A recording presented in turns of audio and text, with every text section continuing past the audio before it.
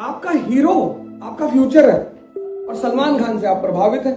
यार जवानी में इतना बड़ा उद्देश्य, फोटो की पूजा नहीं करनी, उनसे ऊर्जा लेनी है।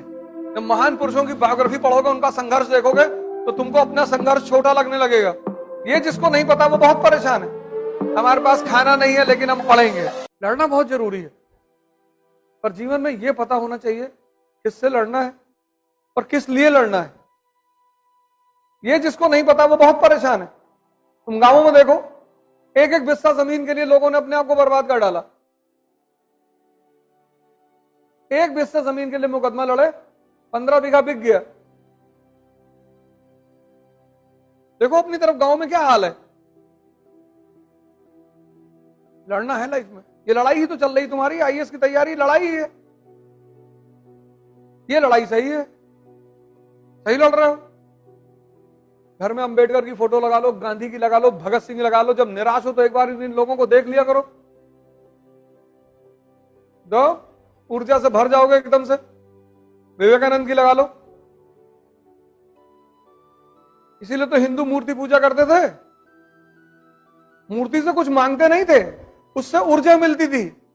जब मूर्ति की तरफ देखते थे तो राम के बारे में सोचते थे कि 14 साल जंगल में रहे। तो जब दूसरे की बुराई, जब दूसरे की संघर्ष सुनते हो तो अपना छोटा लगने लगता है।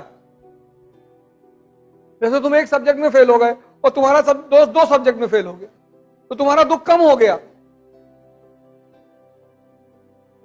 तुम घर आके ये नहीं कहोगे मैं फेल हुआ, तुम कहोगे पिंटू 2 सब्जेक्ट में फेल हो गए। और मम्मी पूछेगी तुम, बोले हम तो एक ही में हुए। ये इसीलिए मैं तुमसे कहता हूं बायोग्राफी पढ़ने के लिए। जब महान पुरुषों की बायोग्राफी पढ़ोगे, उनका संघर्ष देखोगे, तो तुमको अपना संघर्ष छोटा लगने लगेगा और वहां से तुम्हें साहस मिलेगा, उत्तेजना मिलेगा। बन जाए सारे ब्राह्मण परशुराम और बन जाए सारे दलित अंबेडकर। अब तो ज्यादा सुविधा है। अंबेडकर के समय तो चुनौती कितनी थी, अब तो ज्यादा सुविधा है। पढ़ाई की सुविधा, फीस की सुविधा, हर चीज की तो सुविधा है। अब बन जाए तो एक ताकतवर मन है जो कहता हम पढ़ेंगे। तो हमको क्लास के बाहर बैठाओ, हम पढ़ेंगे। हमारे पास खाना नहीं है लेकिन हम पढ़ेंगे। तो अंबेडकर की फोटो जब तुम घर में लगाओगी तो तुम 5 मिनट अगर उसको देखोगे, तुमको सोचेगा कितना श्रेष्ठ मन रहा होगा इस आदमी का, कि परिस्थिति कोई भी हो लेकिन पढ़ना है। विवेकानंद की फोटो लगा के देखोगे, तुम्हें लगेगा कि यार कितना सुलझा हुआ मन है।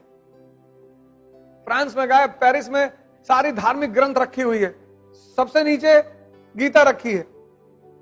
एक पादरी ने मजा लिया, अब बाबा जी गीता की हालत देख रहे हो, सबसे नीचे रखी है। बोले देख तो रहे, हटा दो तो बाकी भरभरा के गिर जाए।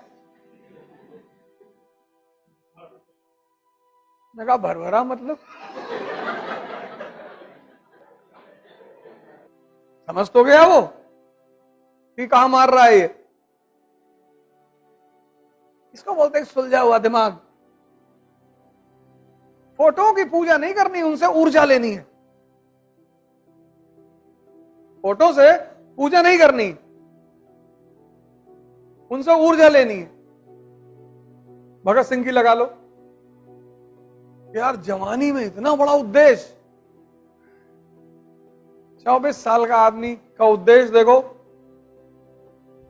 तुम कह रहे हो अभी तो हमारी उम्र 24 साल है, अभी हमारे बड़े भैया की शादी नहीं हुई है। तुम यार अजीब अजीब रायता फैलाए हो जीवन में। ऐसी ऐसी बात कहते तो हमसे आके हम दुखी हो जाते कि अब क्या कहें तुमसे। भगत सिंह के फोटो लगाओगे और देखोगे 5 मिनट तो लगेगा कि यार उद्देश्य महान होना चाहिए। उनकी मां ने कहा शादी कर लो, बोले कर लिए मौत से। अरे बोले इतना खतरनाक दुल्हन, जवानी ही तो है। इसलिए हिंदू मूर्ति पूजा करते थे ऊर्जा लेने के लिए। बाद में उन्हीं मूर्तियों से भीख मांगने लगे हो, बस कमजोर हो गए। वो जो मेन उद्देश्य था मूर्ति पूजा का वो भूल गए।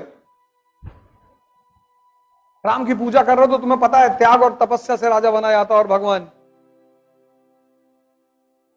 तो तुम्हारा जो उद्देश्य वैसे ही तुम्हारा भगवान। तुम डाकू हो तो मां भवानी की मूर्ति लगी है, तो डाकू भी तो भगवान मानते हैं ना। डाकू भगवान विहीन थोड़ी है, उनका भी अपना भगवान है। वो भी मां भवानी को प्रणाम करके जाते हैं, जय भवानी लगा। इसलिए मूर्ति पूजा शुरू हुई थी कि हर वर्ग के पास अपना देवता होगा, उससे ऊर्जा लेने के लिए, उससे भीख मांगने के लिए नहीं। तो जो मेन कॉन्सेप्ट था वो तुम भूल गए। ये इररिलेवेंट चीजें जो हैं, इररिलेवेंट, कोई भी चीज खराब नहीं होती, समय के साथ इररिलेवेंट हो जाती है। कल मैंने पोस्ट डाला था, शायद आपने ध्यान दिया होगा। मैंने कहा राम की मूर्ति हिंदुओं ने क्यों बनाई, घर में रखा, तो जिसको आप हीरो मानते हैं, आइडियल मानते हैं, आप उसके जैसा बनना चाहते हैं।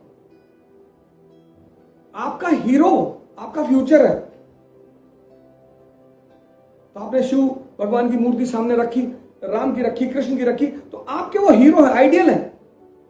आपने उनकी तो पूजा कर ली और सलमान खान से आप प्रभावित हैं, तो आप खत्म हैं।